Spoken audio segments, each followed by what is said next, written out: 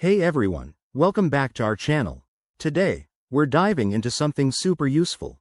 How to activate your UOB card for overseas use in 2025. Whether you're planning a dream vacation, a business trip, or just want to be prepared, getting your card ready can save you from headaches at the airport or abroad. I'm excited to walk you through this step by step. It's quicker and easier than you might think.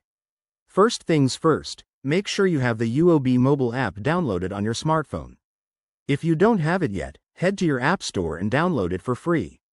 Once that's done, open the app and log in with your username and password. For security, use your device's biometric login if available. It adds an extra layer of protection. Now, once you're logged in, navigate to the Cards section. This is usually found on the main dashboard or in the menu. Select your specific card that you want to activate for overseas use. Look for an option that says International Usage or Overseas Activation.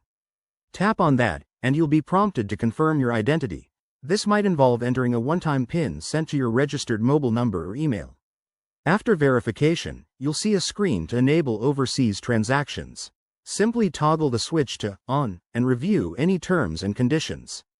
Hit Confirm or Activate, and you're good to go. It usually takes just a few minutes for the changes to process. A quick tip. Before you travel, check your card's limits and any foreign transaction fees in the app's settings to avoid surprises. Also, remember to notify UOB if you're traveling to high-risk areas for added security.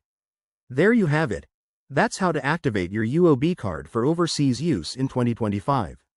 If you found this helpful, give it a thumbs up. Subscribe for more banking tips, and drop your questions in the comments. Safe travels, and we'll see you in the next video.